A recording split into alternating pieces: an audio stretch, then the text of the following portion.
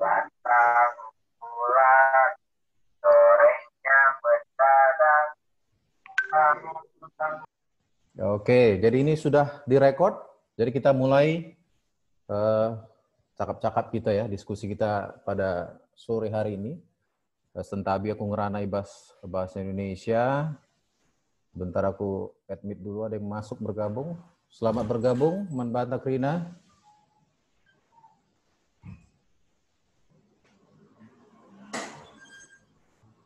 Oke, bujur Ribas kami yang sudah bergabung. Jadi langsung saja ya kita mulai. Mungkin waktu kita nggak lebih dari 1 jam, mungkin setengah jam lebih.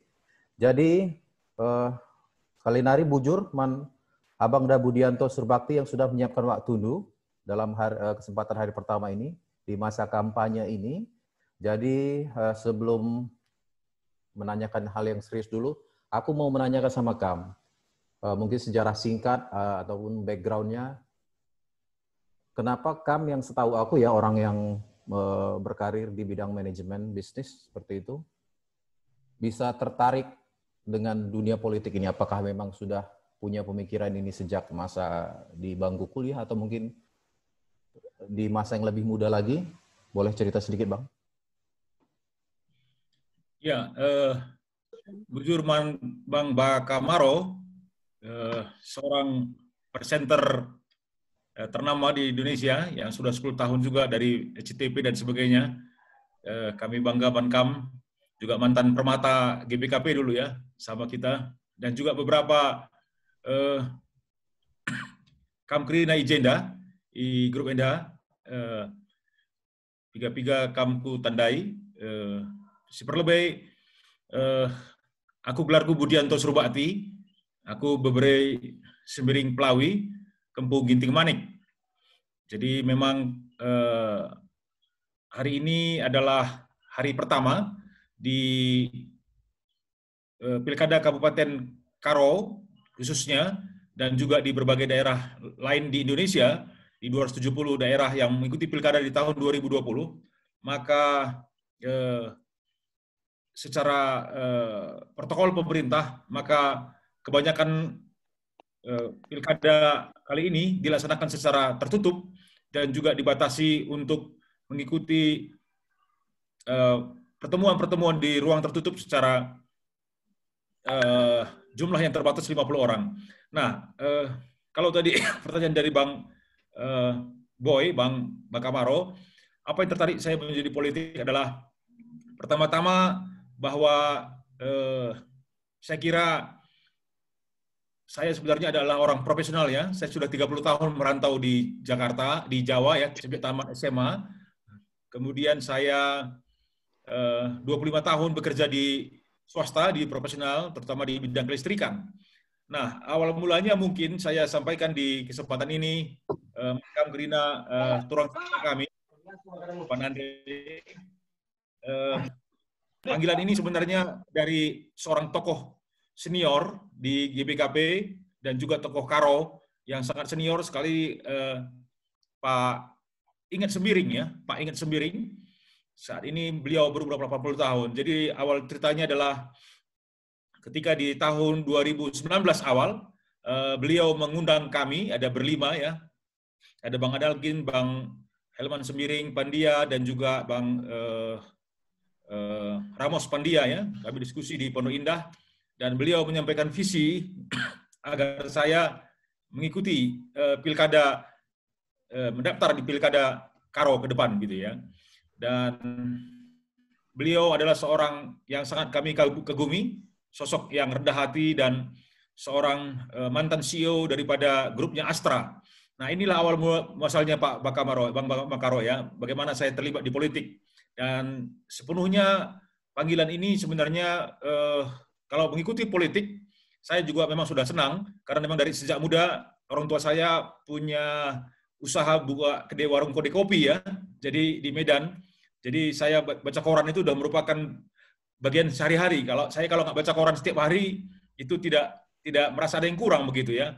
Terus saya sampai di Jakarta juga, dan saya juga aktivis di di kampus waktu itu, ya, aktivis di dunia gereja, kemudian pernah jadi anggota pengurus Permata Klasis dan sebagainya. Dan saya juga memang secara politik saya nggak pernah ikut masuk jadi partai politik kecuali waktu mendaftar di pengurusan sebagai anggota PDIP di tahun 2019. Itulah awal mulanya saya masuk ke dunia politik, Bang. Berarti sejak kami 2019 itu masuk ke PDIP, itu sudah ada tekad mau jadi pemimpin di Tanah Karo? Atau enggak juga? Sudah ada ya? Ya, saya sudah ada tekad untuk ikut serta di dalam dunia politik. Saya memang sudah lama mengikuti PDI Perjuangan dari tahun 93 dan sebagainya. Hanya saja saya anggota biasa. Nah, salah satu yang menarik adalah begitu saya lulus S2 tahun 2008 dari MMUGM, ada seorang mama kami namanya Dr. Netak Prangin mengajak saya ketemu dengan Pak Sutradara Ginting, almarhum, ya, seorang politikus senior Kolon Karo. Kami ketemu di Blok M. Pada waktu itu memang 2008 saya memang karena pemilu di 2009 ya, saya memang ikut berkenan diskusi sama beliau. Saya tertarik sama beliau dan kami bertemu dan diskusi tentang politik. Saya kira pada waktu itu saya masih muda ya, masih muda. Tahun 2008 itu umur saya mungkin baru 37 tahun.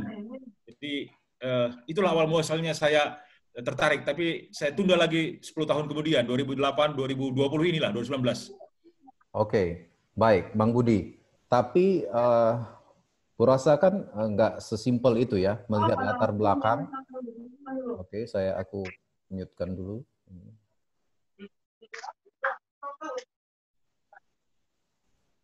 Buat Handy Bing boleh kamu mute? Siapa yang brief? Oke, jadi kurasa kan sama ya, kurang lebih sama seperti aku. Orang Karo memang, tapi kalau melihat latar belakang kamu lahir di Binjai, kalau tidak salah ya. Besar-besar pun di Medan. Di Langkat. Kalau aku di Deli Serdang. Kamu besar-besar di Medan. Kuliah di Medan dan di Bandung ya? Apa di Bandung aja? Di Bandung saja. Kita merantau. Jadi bisa dibayangkan kamu Permata di Bandung. Ya. Secara waktu, seberapa besar kamu mengetahui Medan? Dalam hal ini Tanah Karo gitu. Kalau aku di posisi kamu, mungkin aku akan berjuang di Deli Serdang gitu, karena aku menguasai Deli Serdang, masa kecilku di sana. Kamu kenapa nggak berjuang di Langkat?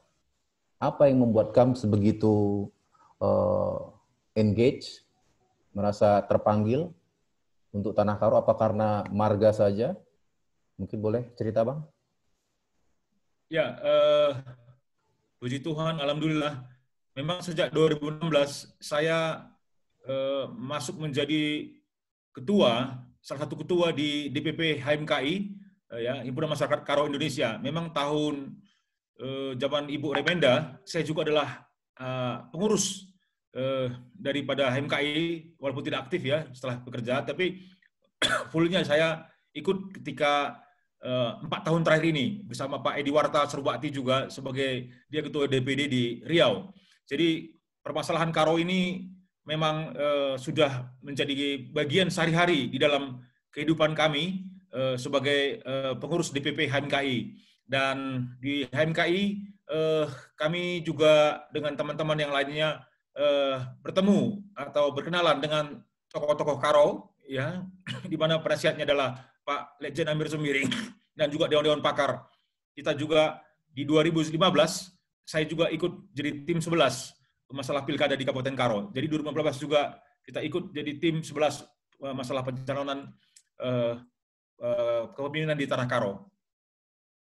Artinya yang mau kami sampaikan bahwa di belakang kami banyak orang-orang yang mengetahui Medan, yang bisa dibilang hidup lama di Medan gitu. Kenapa nggak mereka gitu? Pertanyaan gitu, Bang. Kenapa kami yang didorong gitu? Apa nggak ada lagi orang yang memang lama tinggal di Tanah Karo, yang tentunya lebih punya historis dengan Tanah Karo? Apa menurut kami itu nggak penting?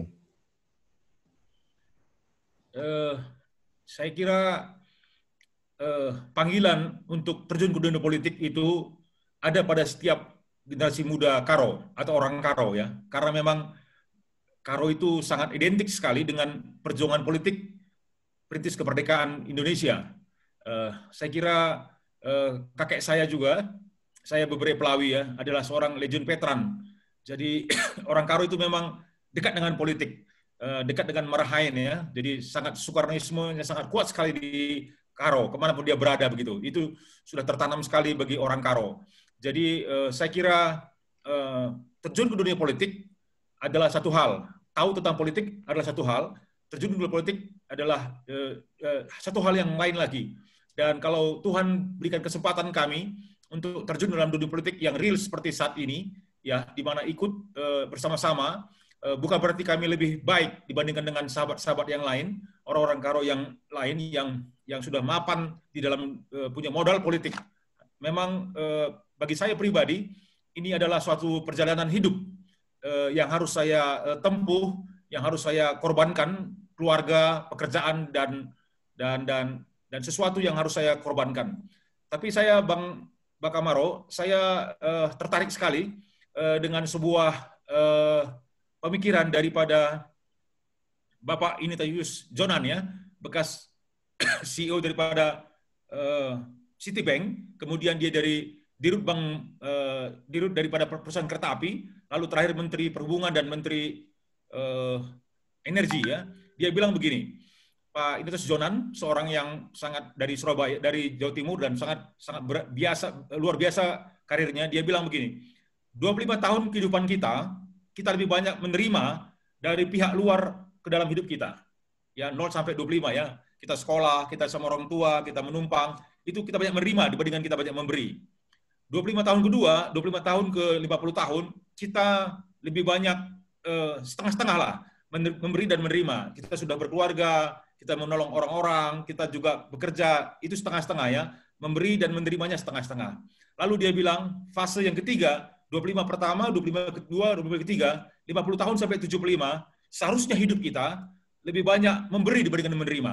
Nah, saya itu membaca itu sekitar berapa tahun yang lalu ya, spirit daripada Ignatius Jonan, salah satu eksekutif terbaik Indonesia ya, pemimpin yang berkarya. Nah, tahun ini saya berumur 49 tahun, Bang Bakamaro ya, Bang Ginting. Tahun depan kalau seandainya saya terpilih di akhir tahun, maka tahun depan saya masuki 50 tahun, mungkin saya mengikuti jejak Pak Jonan ya, bagaimana 50 tahun, 25 tahun berikutnya adalah hidup saya harus lebih banyak untuk memberi kepada orang lain.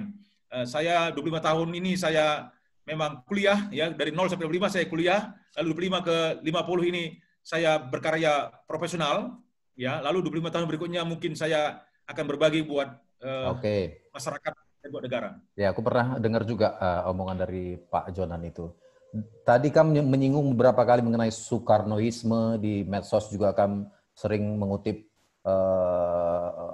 kata-kata bijak dari orang-orang hebat, dan beberapa kali seakan-akan menganggap bahwa tim KAM otomatis partai ya, dalam hal ini PDI Perjuangan yang mengusung KAM, inilah yang menjadi backbone KAM, menjadi mesin KAM untuk bisa sukses.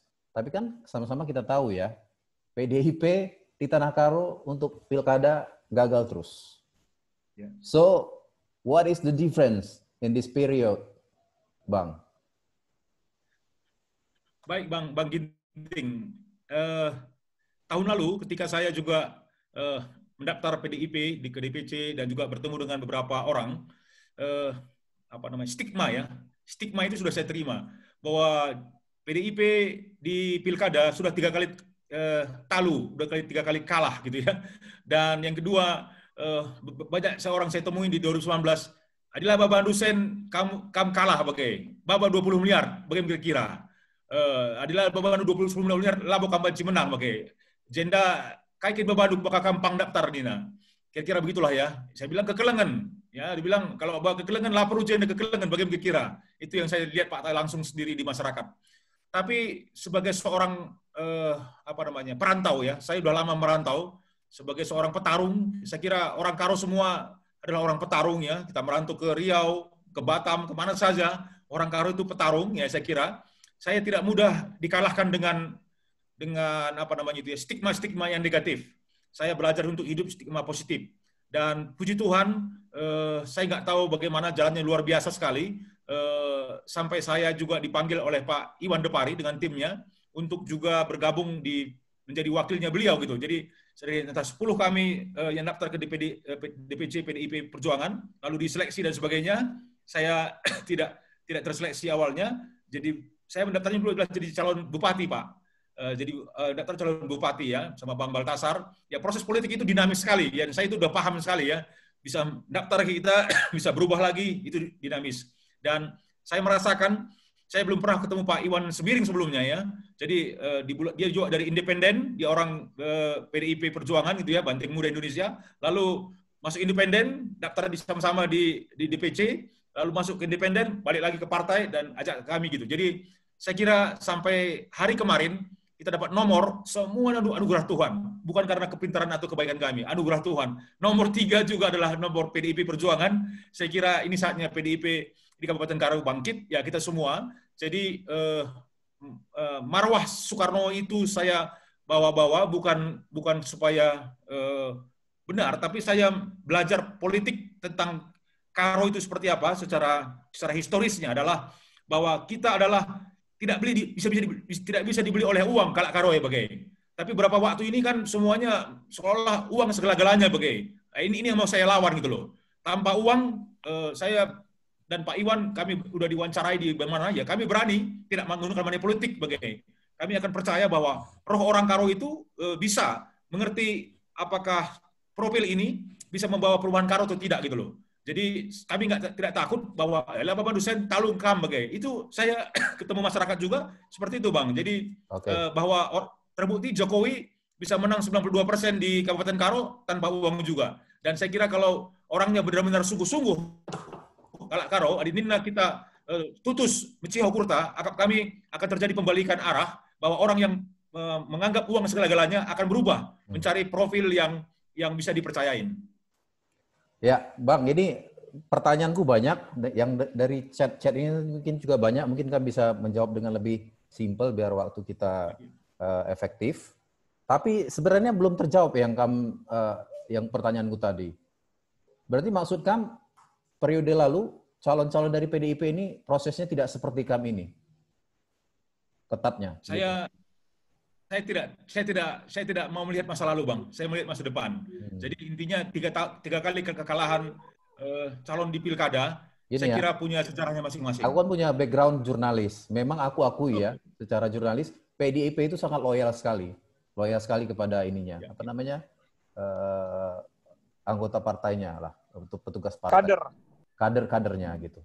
Tapi dia lupa gitu faktor X gitu, yang bisa menjadi penentu untuk bisa memenangkan pilkada. Kamu melihat ini seperti apa gitu. Terus ada juga anggapan ya, mungkin bisa jadi benar bisa enggak, untuk ukuran KAM dengan profil KAM ini, KAM itu terlalu istilahnya ya apa ya, terlalu baik, baik dalam tanda kutip untuk bisa berakrobat di pilkada Tanah Karo ini. Terlalu polos, dibilang nanti semoga kamu tidak tersinggung ya.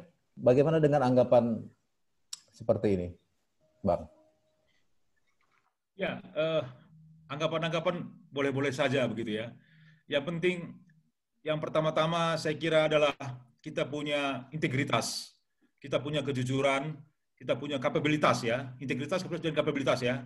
Artinya bahwa kita mau melayani masyarakat tulus hati dan mau bekerja. Saya kira menjadi pemimpin di Indonesia saat ini beda sekali ketika di Soeharto, di mana ketika mama kami ya, jadi Nande Josephine, Serinita Siregar, memberi Pranginangin Sinurat, mami tua almarhum ya, lalu mama tua Rupai Pranginangin, Bupati Kabupaten Karo, bekas wali kota di Tebing Tinggi, mama tua Kel Siman Bangku. Jadi tapi itu bukan alasan. Tapi dulu adalah pemilihan itu belum pemilihan langsung, tapi dari perintah pusat gitu ya. Nah, saya kira saat ini menjadi pemimpin itu adalah tidak bisa lagi sembarangan gitu. Nggak bisa sembarangan. Artinya gini, saya sekolah partai 2 minggu lalu di PDIP, diikuti oleh 212 peserta, ada incumbent, ada gubernur, ada wakil gubernur, ada bupati dan sebagainya. Kita online Zoom meeting, ada wakil bupati dan sebagainya. Kita ketemu dan puji Tuhan saya dapat nomor 5 terbaik untuk pretestnya. Dan pada waktu itu banyak sekali pembekalan-pembekalan dari yang kami terima. Contohnya Ibu Risma ya dari Surabaya, ada Bupati Tambanan, Bupati Semarang gitu ya, Jawa Tengah. Banyak orang-orang yang background-nya juga mungkin bukan orang politikus gitu loh. Orang-orang yang jujur gitu ya kan, dari Banyuwangi, orang-orang yang mau bekerja gitu loh. Saya kira pesan daripada Ibu Megawati kemarin itu adalah banyak juga kader-kader yang tertangkap karena korupsi gitu ya. Mereka kader lalu luar biasa sekali dan korupsi. Jadi yang penting adalah jangan korupsi, ya kemudian bekerja keras dan melayani rakyat, dan saya kira kalau kita bekerja dengan sungguh-sungguh, saya kira seperti kata Bung Karno, kalau kita bekerja dengan sepenuh hati, maka alam semesta akan mendukung kita begitu. Ini yang saya kira pesan yang baik sekolah partai kemarin, Bang.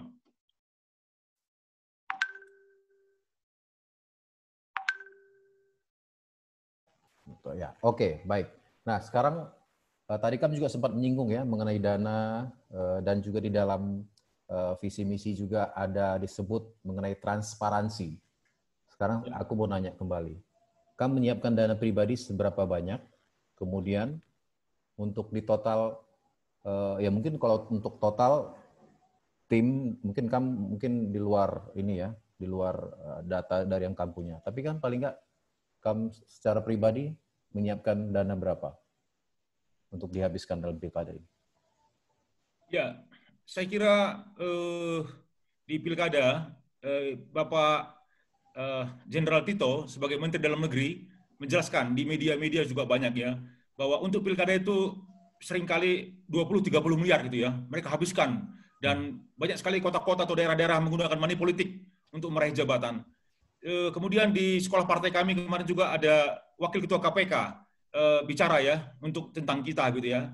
Mengapa banyak orang mengorbankan hartanya untuk mencari jabatan? Sebenarnya saya kira untuk kos politik itu harus ada ya. Kos politik itu sudah harus ada. Jadi saya menyiapkan dengan dana yang terbatas, kos politik yang ada ya, beli alat peraga dan sebagainya untuk kampanye. Tapi sangat kecil sekali saya kira ya. Saya kira saya tidak bayar apa-apa untuk dapat rekomendasi ya. Saya sudah ceritakan di mana-mana juga di sosial, dan kos politiknya sangat terbatas sekali ya. Dan kami dibantu oleh orang-orang karo diaspora di Jakarta, ada Bang Anta Ginting dan sebagainya, ada Pak Judge Player dan sebagainya, orang-orang karo diaspora. Saya sharing kepada mereka, tolong bantu saya. Sama seperti di luar negeri, seorang presiden atau seorang anggota parlemen, ya dia buka donasi gitu ya. Kenapa kita takut malu? Ya saya kira kalau kita aku lah senku, tantang nape bagai aku lah senku, tapi ya kos politik kecil adalah. Lalu teman-teman semua perantauan membantu kita gitu ya, supaya kita sama-sama bisa bergerak. Saya kira tadi juga saya mengikuti pertemuan dengan Persatuan Orang-orang Batak Setanah Karo ya di Kabanjahe, dan saya ceritakan seyogianya gaji bupati berapa sih gitu ya, paling 50 juta 100 juta gitu ya, dan 3 tahun menjabat ya, 3 tahun menjabat ya, ini kan 2021 sampai 2024 cuma 3 tahun. Nah lalu apa kita mau korupsi dalam mengorbankan 10 miliar, kapan kembalinya gitu loh. Bang Iwan Sembiring sebagai bupati juga menjelaskan yang sama, kami diwawancarai di berbagai tempat dan ketemu, masa kita harus habiskan 10-20 miliar, itu nggak mungkin gitu loh. Oke. Saya kira kalau potong Bang. Ya, aku angkat topi, kamu mengakui bersama pasangan Du, mengakui bahwa menggalang dana, tapi boleh kamu share untuk angka dari pribadi sendiri tidak sampai 1 miliar?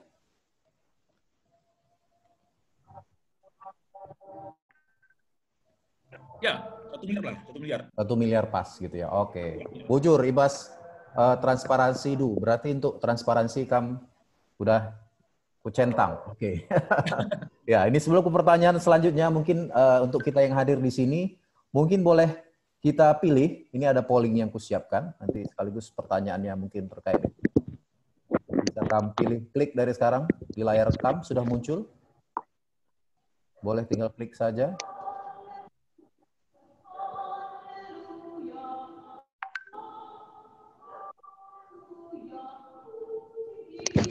Kam lihat juga Bang ya.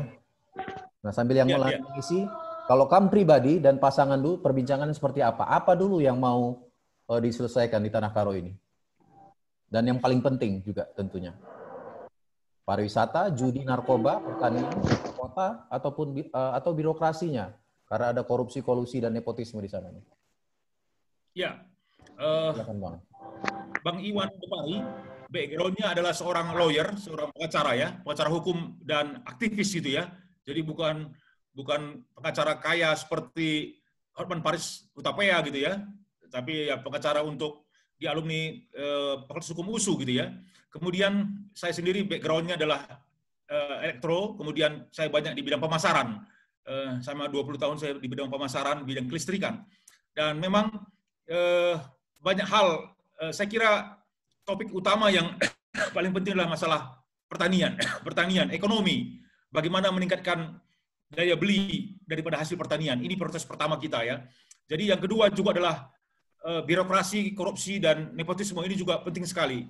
Nah, di dalam banyak kesempatan ketika kami bertemu dengan masyarakat untuk berdiskusi gitu ya, maka yang paling penting saya kira di pilkada ini adalah bagaimana masyarakat itu percaya kepada pemimpin yang jujur, Bang, pemimpin yang mau bekerja begitu. Ini yang paradigma ini harus kita ubah bersama-sama, Bang. Labung cak aku, kamu kita kerina bagai. Uga banci sidatkan sada pemimpin paslon si erbediate bagai, si erkelengate guna perubahan. Kap si penting kal.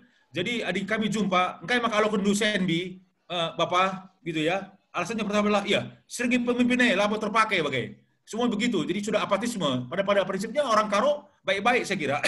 Tidak semuanya juga money politik, tapi mereka sudah apatis. Nah, ketika kita dialog sama mereka dan diskusi dan berpikir itu, orang Karo kan banyak pintar-pintar sekali ya, dia bisa punya insting. Nah, setelah di dialog mereka mengerti dan mereka mau menjadi pendukung kita dan mau bergerak gitu ya. Nah, jadi kami kira yang pertama sekali yang mau kita bantu adalah bagaimana Kabupaten Karo ini pertanyaannya ini bisa maju daripada saat ini. Jadi kalau kita bandingkan dengan kabupaten lain Humbasa, di kabupaten-kabupaten yang lain di Sumatera Utara, kita sudah tertinggal jauh, Pak. Jadi walaupun sudah ada, mungkin kita bersyukur dengan Pemda yang saat ini, yang sudah bekerja, mungkin kalau yang kurang baik, ya kita perbaiki. Yang sudah baik, ya kita tingkatkan. Saya kira tidak lagi saatnya kita saling menyalahkan. Sebagai Semarenda bagai-bagai, lanai bagai. Kita kundari ku lebih. Uga gelah Kabupaten Karo ida banci maju, bidang pertaniannya. Kemudian juga yang paling penting sekali yang kami temui di masyarakat adalah ibu-ibu atau orang tua sangat kesal sekali dengan masalah narkoba. Nah, saya dengan Pak Iwan Depari, kami sudah berjanji berani dan tegas bagaimana agar judi, narkoba ya yang tidak baik ini kita lawan begitu. Kita harus tegas saja begitu. Nah, kami kira tidak ada kami tidak punya beban ya. Kami tidak punya beban ya. Mana yang benar ya kita kerjakan, ya mana yang kurang benar ya kita akan lawan begitu. Dan itu saya kira kami sebagai calon daripada pelayan masyarakat ya, saya nggak mau bilang pemimpin, sebagai pelayan masyarakat, adikala karo ngor sada hari, go banci tersada hari, kami KIP masalah banci sidahikan Bang Bakamaro. Oke, berarti ini sekaligus kritik Kam untuk incumbent ya, karena Kam kan maju berarti artinya ada sesuatu yang belum cocok Kam rasa gitu ya.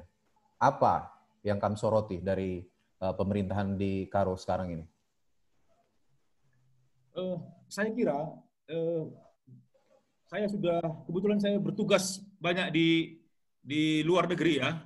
1 tahun terakhir ini 2 tahun terakhir ini saya ikut sebagai regional sales head untuk Asia Tenggara gitu ya. Saya sudah ke Timur Tengah, ke Asia Tenggara dan beberapa daerah-daerah di Asia Timur juga, Asia Tengah juga ya, ke Sri Lanka.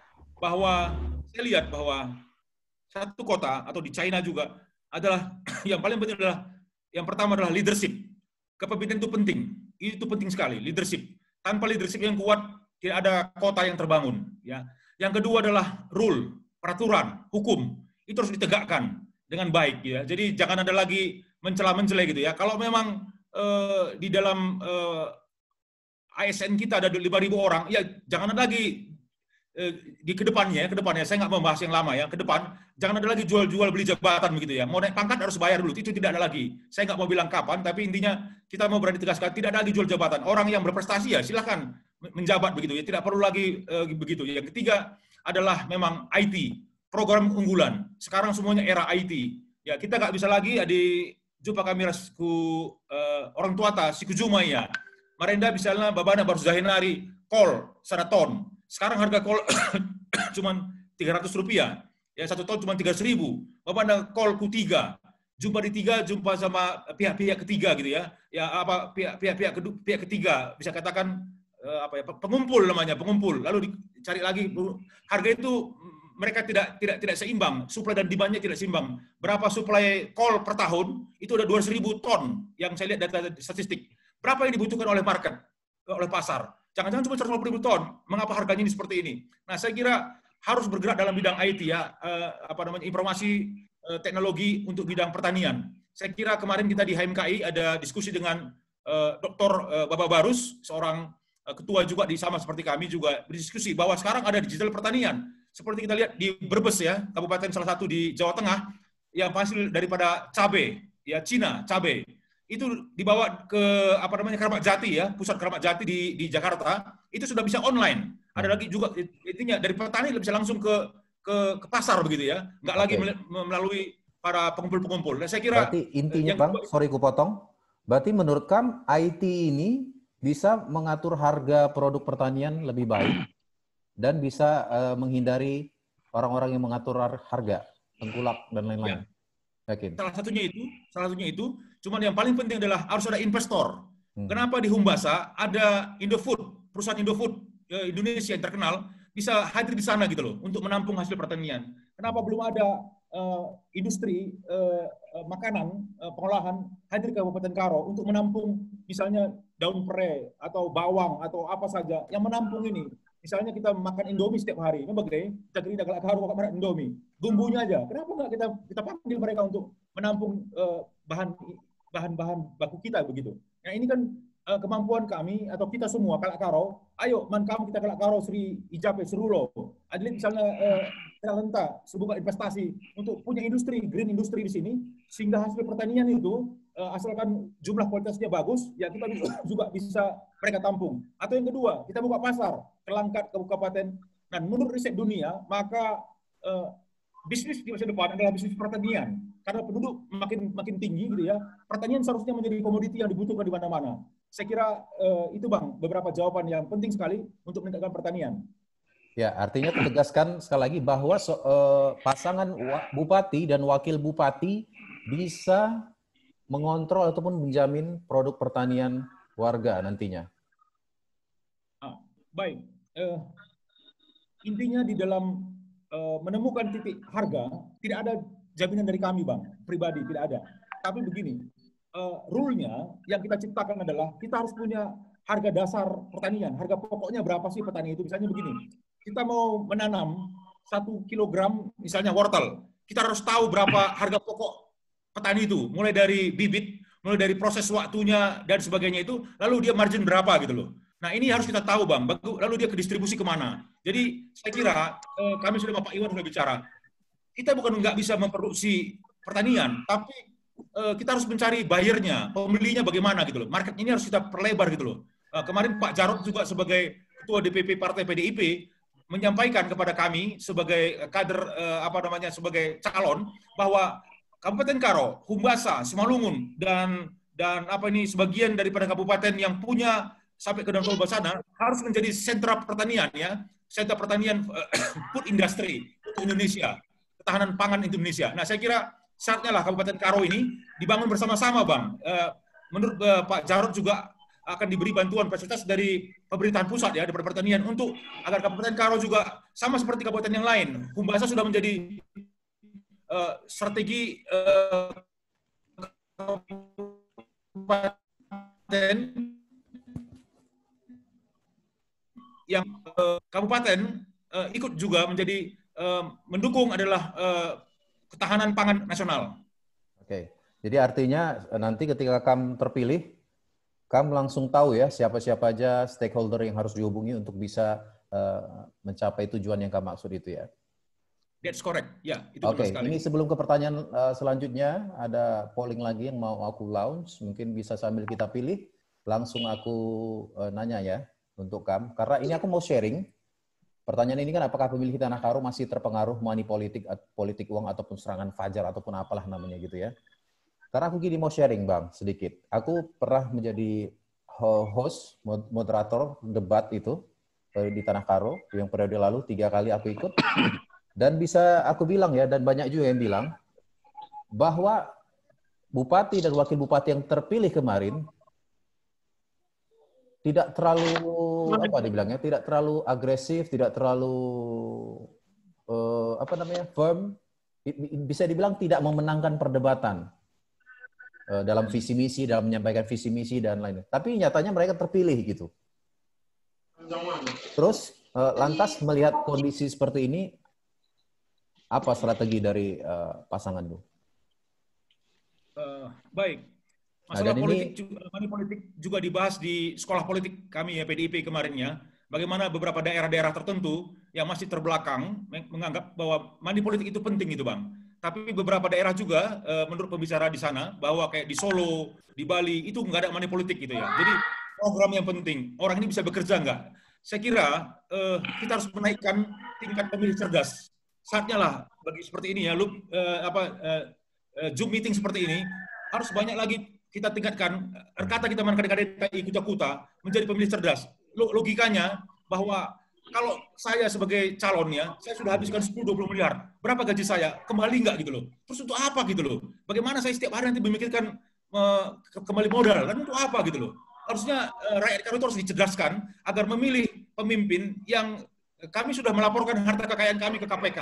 Ya, syarat daripada KPU melaporkan kekayaan ke KPK. Kami selalu lihat harta kekayaan kami saat kami nanti seandainya Tuhan izinkan menjabat, harta kekayaan kami berapa? Sebelum itu sudah kami laporkan ke KPK, nanti pulang berapa? Dan saya kira kita bisa lihat ada seorang senior kami di Jakarta namanya Bang Helman Semiring. Kami melakukan Zoom meeting beberapa waktu yang lalu. Dia bilang begini, politik uang sudah berlangsung lama di Tanah Karo. Lihat hasilnya apa katanya.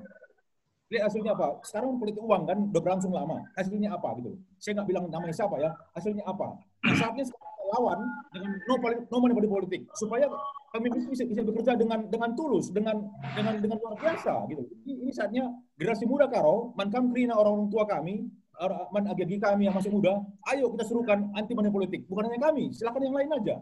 Lalu setelah anti money politik kita lihat pemimpin yang bisa punya kapasitas untuk membawa perubahan. Saya kira itu saja cuman Bang.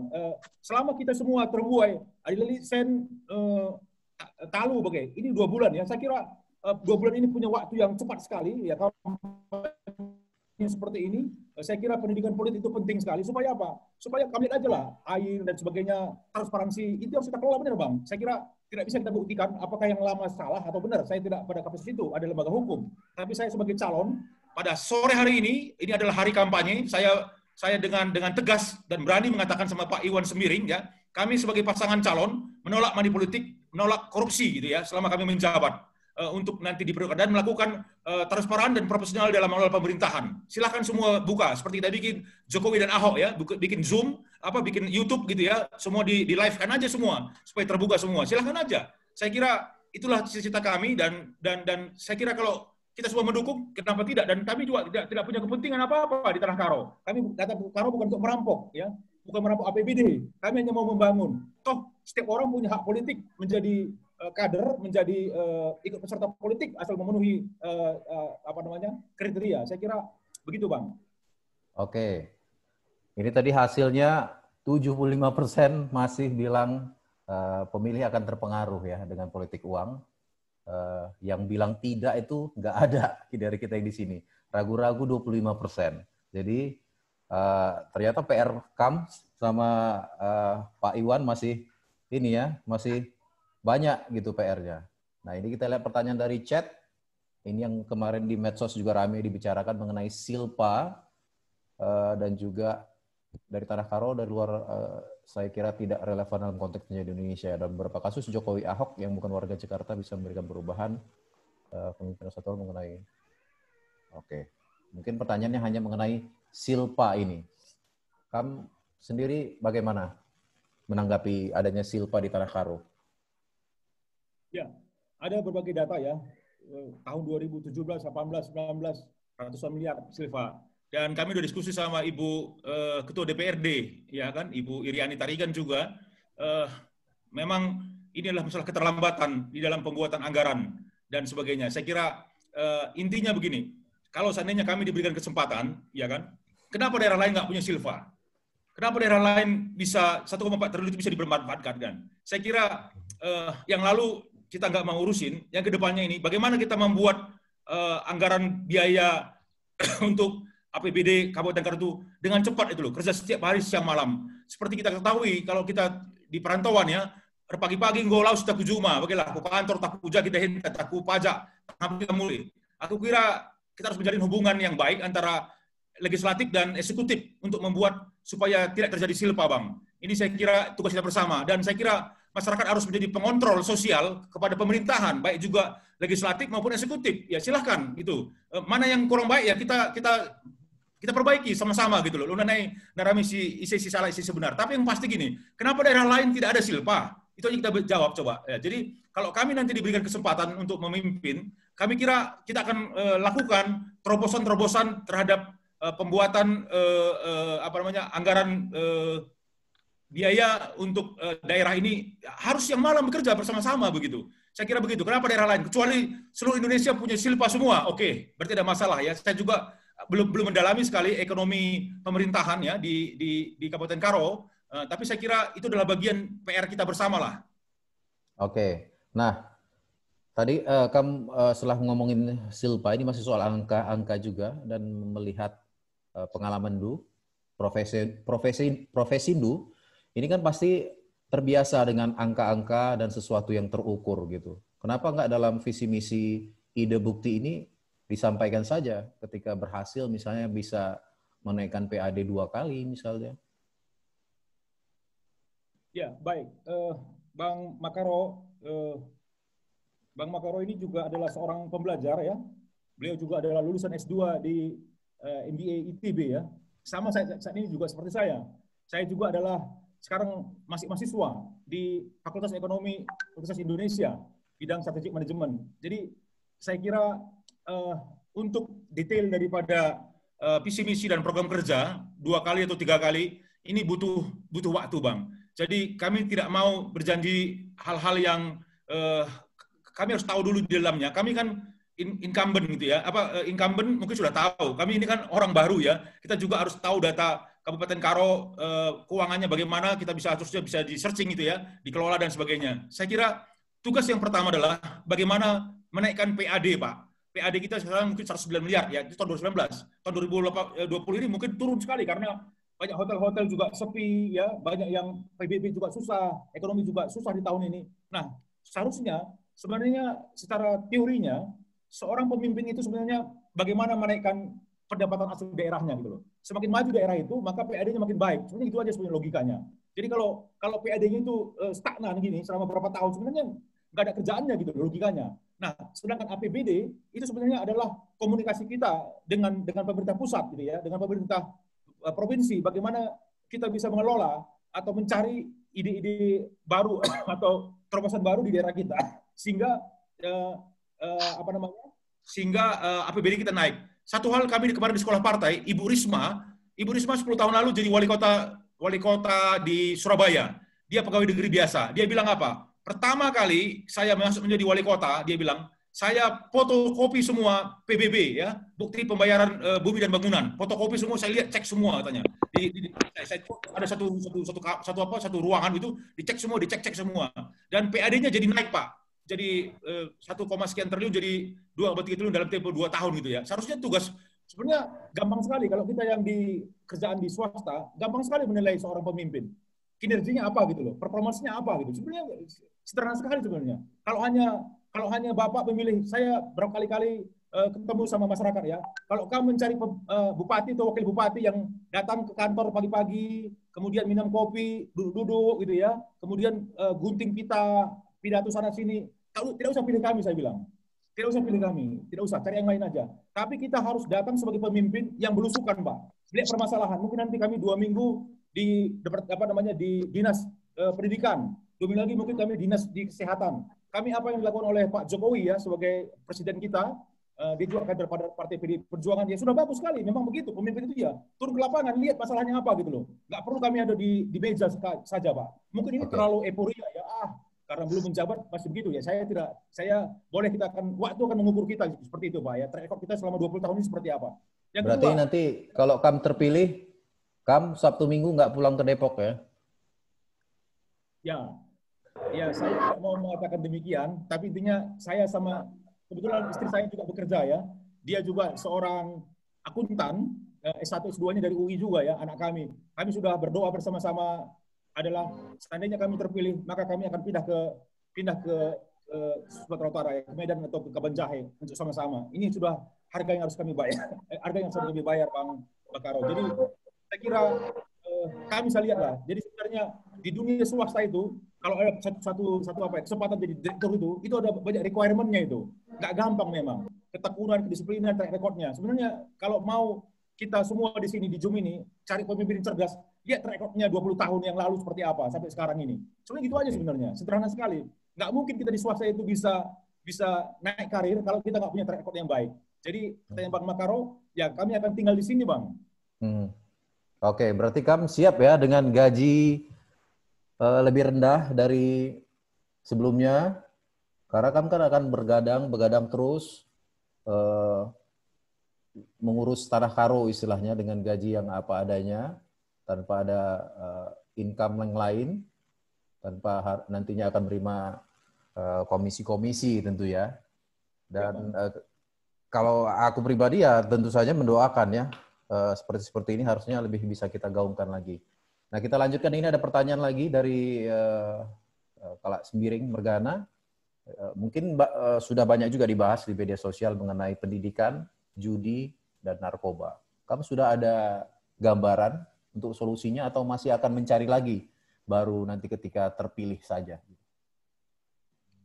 Baik, Manbata Krina, kamu orang tua kami bagi Petualang Senina, saya kira akar daripada segala kejahatan adalah cinta akan uang. Itu dikatakan oleh Alkitab. Ya, betul, saya Kristen. Silakan yang lain juga. Tapi akar kejahatan adalah cinta akan uang. Bukan saya nggak butuh uang. Saya juga semua butuh uang. Tapi paling umur saya berapa tahun lagi lah begitu ya. Saya bilang gitu sama Bang Iwan. Adik kita dua anak adik pucuk pohon. Kalau duanya busuk itu dari mana? Dari pemimpinnya busuk itu. Dari pucuk pimpinan. Saya bilang sama Bang Iwan. Kita dua Bang, mulai kita korupsi Bang. Pertama. Adik kita sebagai pemimpin gue bersih, udah berani hidup apa adanya. Bawa HP pasti laban macam-macam, lapang macam-macam. Jadi masalah judi, narkoba, dan lain-lain ini memang harus kita lawan. Ini adalah penyakit-penyakit sosial ini. Apakah kami memimpin nanti judi tidak hilang? Saya kira ini adalah penyakit udah lama. Kita harus berkurang ya, harus berkurang. Jadi nggak mungkin hilang judi dari tanah karo. Ya, tapi kita akan berantas gitu loh Bang, bersama dengan aparat keamanan. Jadi kita yang pasti kita berani, kita punya nyali gitu ya. Yang kedua adalah korban narkoba, pengguna dan sebagainya. Saya juga mendengar dan melihat banyak sekali pengguna narkoba di Kabupaten Karo. Kita akan usulkan kepada pemerintah pusat ya, kepada Departemen Kesehatan agar membangun rumah rehabilitasi pengguna narkoba di Kabupaten Karo. Kalau perlu 2 gitu loh. Kalau perlu 2. Dan ini Pemda akan buka transparan aja, kita semua transparan. Nanti kebetulan saya adalah seorang ahli belajar manajemen gitu ya. Manajemen itu dimulai dari keinginan yang kuat, lalu kedua adalah transparansi, sehingga orang percaya gitu loh. Kalau kita sebagai pemimpin nggak dipercaya orang ya bagaimana? Apa gunanya kita menang kalau nggak dipercaya sama masyarakat? Saya kira pilihlah pemimpin yang membuka transparansi kepada publik ya. Memang berapa jumlah yang narkoba, silahkan lalu dibuka, dan apa upaya-upaya kita gitu loh. Kalau dia sebagai user, sebagai pengguna. Tapi kalau semua sebagai bandar atau sebagai transaksi kejahatan, ya kita harus lawan. Nggak ada cara cerita yang lain. Mau siapapun backingnya kita lawan. Udah begitu aja. Kita jangan takut selama pihak keamanan ada di pihak kita. Dan itu yang diperintahkan di sekolah partai kami. Jangan takut untuk buat perubahan. Gitu loh. Di sekolah partai politik PDIP dikatakan, jangan takut buat perubahan. Selama Anda benar, Anda sebagai pemimpin, Anda sudah ada lembaga-lembaga pemerintahan yang akan mengawal Anda. Gitu loh. Saya kira itu adalah hal yang positif yang saya dapatkan pelajaran dari sekolah partai PDIP beberapa waktu yang lalu, dan akan kami terapkan sebagai kader PDIP untuk melayani masyarakat Kabupaten Karo. Oke, bujur Bang. Ini Saya kasih satu pertanyaan, nih mau nanya langsung, boleh Ignatius Pasaribu, pertanyaannya singkat saja. Terima kasih Bang. Menjua-jua Bang Budi. Jujur impal, Pasaribu bergana Bu. Naik rinasi katakan dulu, enggak sedikit banyaknya kami lakukan sebagai pemuda yang berasal dari Brastagi. Artinya, Rina keluarga KDP enggak atakan kami untuk mendukung ide bukti. Cuman aku sangat merasa miris ada mulai kuku tabang sebab kita tinggal pas depo dengan diri kita. Cuman aku di mulai ke Brastagi ya. Adi sange waktu aku ingat SMP, SMA, bas kami anak-anak muda sangat menggelora olahraga. Artinya, setiap kami olahraga pasti ini menjadi suatu bahan ajang yang bergengsi. Karena rata-rata anak muda Brastagi dan Tanah Karo pada saat itu memang betul-betul berprestasi dalam olahraga, baik voli, karate, taekwondo, dan sebagainya. Nah, ini menjadi kerinduan kembali bagiku, Bang. Aku pribadi lah, nih, apa kira-kira yang bisa dibuat Abang Iwan dan Budi nantinya untuk kembali menggelorakan seperti Skupas Festival di Bazandu akan memasyarakatkan olahraga dan mengolahrakan masyarakat. Itu satu kerinduanku sebenarnya. Oke, Bujur. Nah, artinya, Bang Budi Sange, Bas-Bas Diaspora sudah saya dengar sedikit, dia mengatakan bahwa akan dibangun gedung olahraga di Tanah Karo. Akan digunakan sebagian APBD yang ada, begitu. Artinya, ingin aku saat itu bertanya detail. Kira-kira bagaimana nanti wujud ide bukti itu akan kami bikin, Bang, agar kami, anak muda, pada khususnya, ya artinya banyaklah adik-adik junior kita juga yang menanyakan dan meneleponin saya dari Brastagi ke saya pribadi. Coba kami sampaikan dulu aspirasi kami, Bang. Kamu kan dekat sama Bang Iwan atau Bang Budi. Oke, Bujur Ipal Pasaribu. Jadi intinya olahraga bisa ya. Itu menjadi prioritas. Ya, bagilah, Bang. Iya, siap. Oke. Bagi saya, Bujur. Maksudku pertanyaanku Bang Budi langsung. Terima kasih, Bujur. Oke, Bujur. Silakan, Bang Budi. Ya, Bujur Bang Pasaribu. Kami sudah berjumpa dengan generasi muda Karo ya, dibagi kelompok-kelompok milenial ya. Memang kita ketahui bahwa di suatu daerah gitu ya, sebenarnya di hidup ini dalam provinsi apapun saat ini itu kita sudah namanya benchmarking. Ada kabupaten lain yang kok bisa maju gitu ya. Itu adalah indikatornya apa mereka bisa maju. Kabupaten lain kita tiru aja sebenarnya. Nah, sebenarnya olahraga dan kesenian kita harus kembangkan di Kabupaten Karo ini untuk anak-anak muda ini kreatif gitu loh. Untuk mereka bisa meluangkan waktunya sehingga ajang prestasi ini bisa kita bawa ke nasional maupun internasional. Nah, kami kira dari diskusi kami dengan kawan-kawan generasi muda milenial gitu ya, maka sarana dan prasarana olahraga dan kesenian ini kita akan tingkatkan. Nah, bagaimana bentuknya? Saya kira kalau kita akan lihat nanti di APBD di tahun 2021, karena APBD tahun 2021 adalah dibuat oleh pejabat tahun ini, begitu ya, eksekutif maupun legislatif di 2021.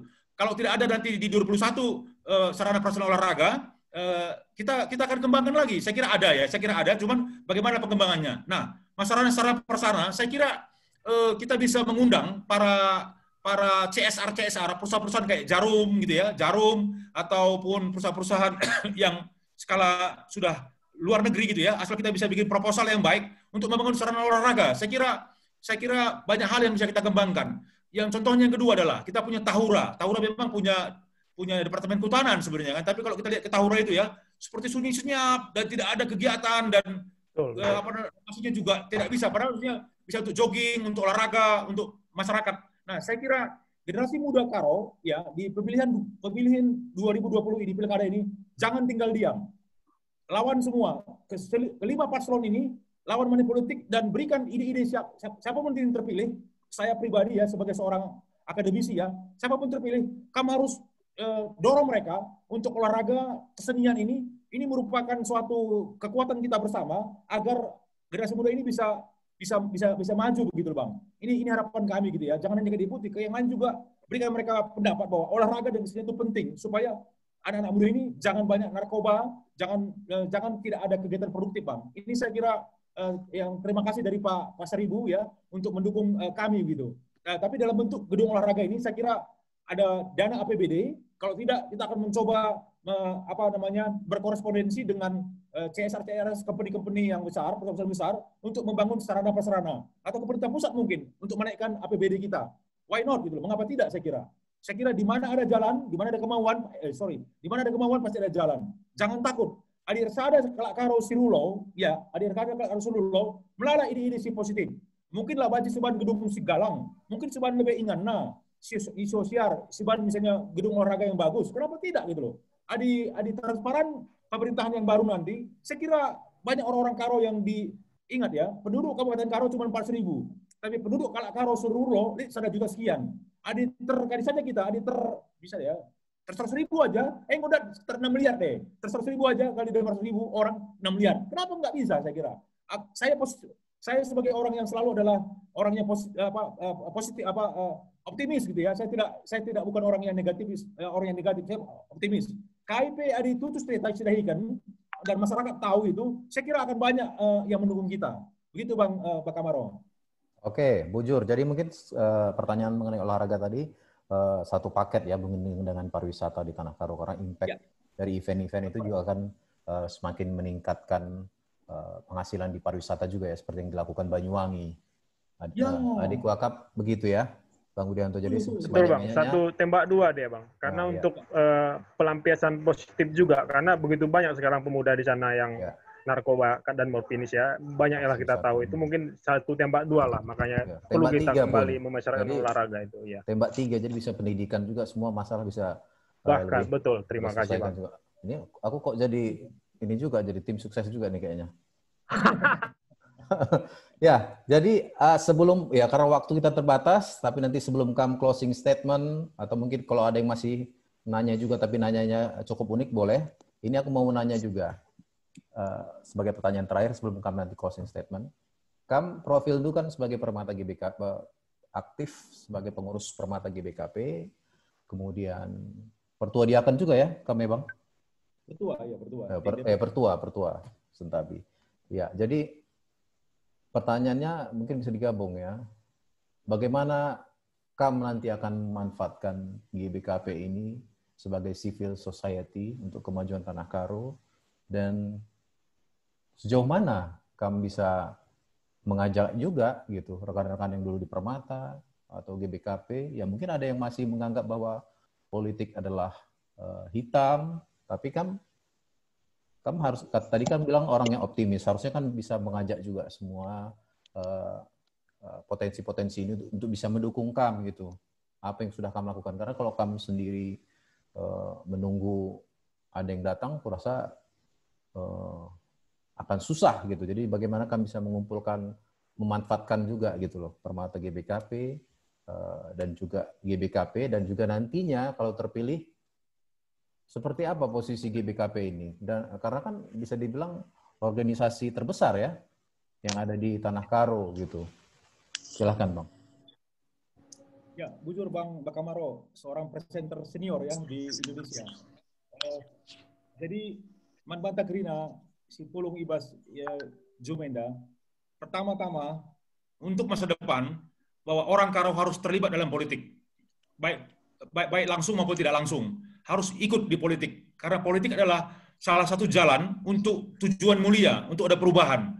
Ya, kita nggak bisa hanya sebagai penonton saja, tapi harus masuk ke dalam permainan, dalam lapangan gitu ya. Itu suatu pertama. Jadi Mankam generasi muda masuk ke dunia politik, masuk ke partai politik dan ikut di sana. Tapi jangan hati-hati, jangan jadi terlanjur jatuh gitu ya.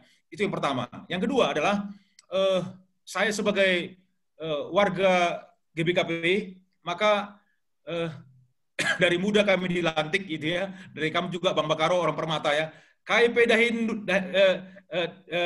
Dahindu dahiken alututus ulah bagi manusia, ulah teman-teman manusia tapi man di bata. Akap kami sebagai kalak serayan, enda gejapkan kami sekundari. Kalaupun saya dipilih jadi wakil bupati oleh Bang Iwan sampai hari ini kemarin, enda perkuhati di bata, labo pabargaga kami.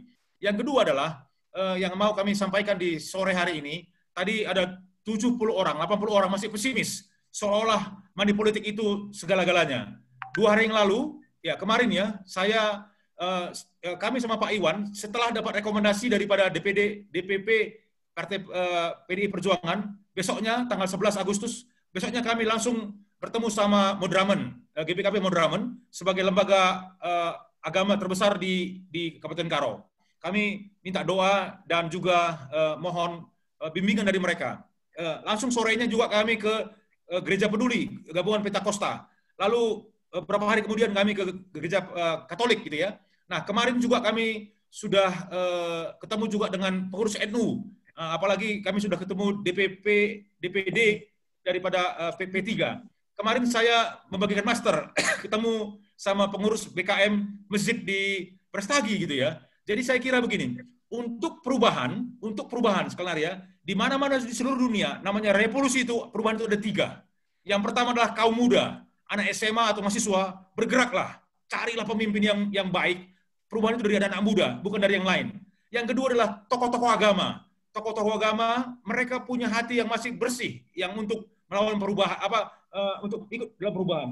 Yang kedua adalah pendidik, guru-guru, bidan ataupun perawat yang punya genuine. 3 ini kalau bersatu mengharapkan perubahan di Kabupaten Karo, saya kira akan terjadi perubahan itu. Gitu. Jadi ini harapan kami, Bang. Jadi saya memahami sekali secara tata gereja, GPKP tidak mungkin mempublikasi mendukung si A, si B, si C, tidak. Dan memang Modramen waktu itu mengumumkan sebagai organisasi gereja terbesar di Kabupaten Karo, maka mereka akan menerima siapapun yang datang untuk kita akan doa. Tapi saya kira tugas gereja adalah pengelayasi, memberi pemberitahuan kepada jemaat semua, seperti yang kita alami kalau kami GBKP, pengelayasi, ulah pemilih pemimpin yang money politik gitu loh. Nah itu sebenarnya sudah dilakukan juga beberapa waktu yang lalu. Tapi kali ini saya kira kita semua lah sebagai warga GBKP dan sebagainya, ya kita dengungkan itu. Dan kita kalau ada calon yang main-main politik ya lapor polisi seharusnya. Karena itu sebenarnya secara undang-undang, saya bilang kemarin sama Ustadz di masjid di Prestagi, lalu di Sumbul juga, menurut agama manapun memberi suap dan menerima suap adalah haram hukumnya. Dan Ustadz juga setuju gitu. Saya kira GBKP juga setuju. Semua tidak ada. Kami ketemu pastor Katolik juga setuju. Jangan memberi suap untuk perubahan Karo. Ya. Saya kira itu Bang.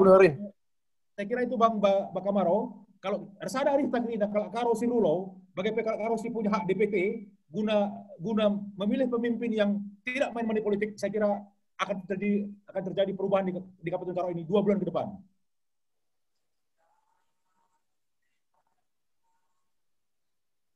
Ya, sebelum kamu closing statement, misalnya nanti terpilih berdua Ide Bukti dengan Iwan Depari, di tengah perjalanan terjadi dispute, apa yang disepakati berubah gitu. Kamu mau nggak mengundurkan diri demi idealisme yang kamu jalankan?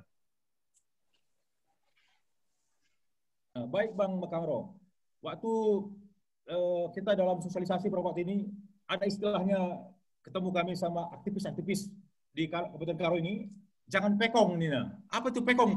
Saya pikir pula ya, karena saya sudah 30 tahun merantau. Pecah kongsi, tanya gitu ya. Saya kira tadi yang saya katakan tadi, ujung-ujungnya adalah kami bisa lihat profil track record Bang Iwan Depari dan saya. Kami tidak punya kepentingan apa-apa selain reklengate Tanah Karo. Jadi kami sudah dalam bahasa Muslim mengatakan, kami sudah mewakafkan hidup kami berkorban untuk keluarga, untuk demi Tanah Karo di pilkada ini. Mungkin kelihatannya, wah klise sekali, kamu belum tahu politik, begitu kejam dan sebagainya. Apapun itu, saya sudah punya pengalaman profesional di 25 tahun, Bang Iwan juga sudah berumur hampir 59 tahun, sudah banyak pengalaman sebagai pejuang untuk menjatuhkan bupati yang sebelumnya gitu ya, yang tahun 2010 dulu, dan aktivis-aktivis yang bekerja untuk Kabupaten Karo.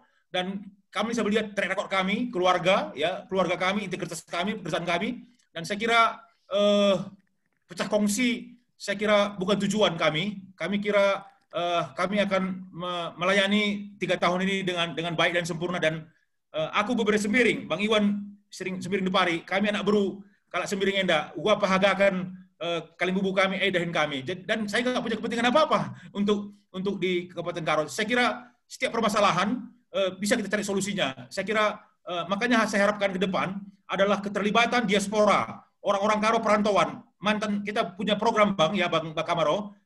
Kita bikin program namanya Tanah Karo Ordilo. Kita membutuhkan 100 orang akademisi riset doktoral atau profesor orang Karo untuk membantu kita bikin MOU sama-sama. Kita membutuhkan 100 orang teknokrat ya. Teknokrat dari orang-orang Karo, ada Nelson Barus mantan eselon 2 di di Departemen Perhubungan, ada Cerdas Kaban bekas menteri deputi menteri Menpan, dan banyak orang-orang Karo yang sudah jago-jago di dalam bidang pemerintahan. Ya kita undang mereka jadi advisor kita gitu loh. Kita membutuhkan 100 orang IT. Ya, saya kira nanti di setiap desa itu harus ada ahli-ahli IT, ada anak muda. Kita membutuhkan 1.000 orang mahasiswa untuk magang di Kabupaten Karo gitu loh. Ini saya kira hal-hal yang baik ya. Kami banyak punya ide-ide untuk dibuktikan gitu loh. Jadi ide bukti itu Iwan Depari, Budianto Surbakti. Ide-ide kami ini adalah mengajak diaspora untuk bergabung sama-sama memimpin mendukung pemerintahan yang baru gitu loh. Dan kita akan buktikan dan bisa eksekusi. Kita tidak buat program yang nggak bisa dieksekusi. Betul, Bang. Jadi bukan ide saja tanpa bukti gitu ya? Oh iya, correct. Oke, ini ada polling. Aku mungkin kamu bisa lihat juga ya. Ternyata 87% ini katanya kamu nomor 1 katanya nanti dalam pilkada nanti. 30. Sisanya kamu nomor 2 katanya. Iya, okay. Oke, terakhir ini sekedar ini aja ya. Kalau misalnya kamu tidak ikut pilkada ini, dari 4 pasangan lain, kamu akan mendukung siapa kira-kira? Saya kira tidak bisa lagi saya jawab ya, karena saya adalah peserta calon gitu ya. Kecuali di daerah lain saya bisa, tapi kalau dari ini, mari Kamkrina, dukunglah ide bukti gitu ya. Saya petarung gitu ya, kehidupan saya orang miskin. Bapak saya orang biasa, cuma tamat STM, ibu saya cuma tamat SMP gitu ya. Ibu saya itu bukan orang berpendidikan gitu ya. Bapak saya cuma warung kedai kopi, orang sederhana sekali. Tapi doa mereka agar kami anak-anaknya bisa rekelengate, banci cari makan, lah kami. Makanya gini Bang Bakaro, salah satu lagi ya malam hari ini. Banyak di Facebook itu ya, di media sosial. Kakin goban anak mantan Karo ya, makanya pengen jadi calon katanya. Banyak sekali orang begitu. Saya kira itu pikiran picik gitu loh. Saya menjawabnya waktu itu ada di GBKP GBKP Tanjung Priok bikin live streaming ya. Saya kira saya sudah bukan lahir di Tanah Karo, bukan lahir di Kabupaten Karo. Tapi saya bangga sebagai putra Karo gitu ya. Kelahiran itu bukan di mana, bukan di Kabupaten Karo, di mana saja. Dan saya selama merantau atau selama hidup saya tidak pernah terlibat kejahatan yang mempermalukan orang tua saya. Itu pertama-tama. Jadi kaising ukuban Tanah Karo mungkin lalit. Tapi sebagai putra Karo, sebagai kalak Karo aku, perantau aku, banciku sampati keluargaku, banciku kelengi kadek-kadekku, engko rebana harum nama orang Karo begitu. Jadi saya kira pertanyaan-pertanyaan ke depan itu harus yang cerdas tentang program gitu. Ulah, yakin gue pada Tanah Karo, harus putra dari Karo, itu nggak bisa.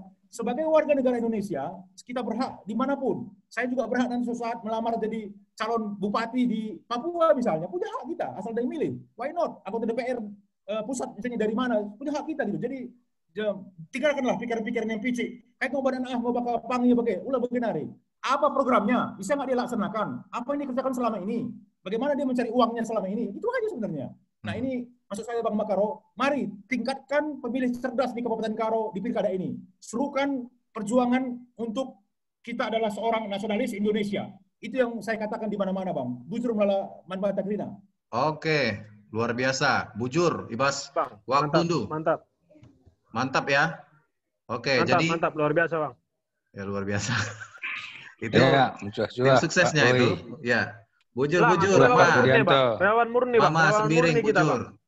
Ya, Bujur. Jadi, ini waktu kita terbatas. Nanti kalau Bang Budianto bersedia kembali waktunya, nanti kita buat lagi sesi kedua. Karena kampanye panjang, ya Bang Budianto.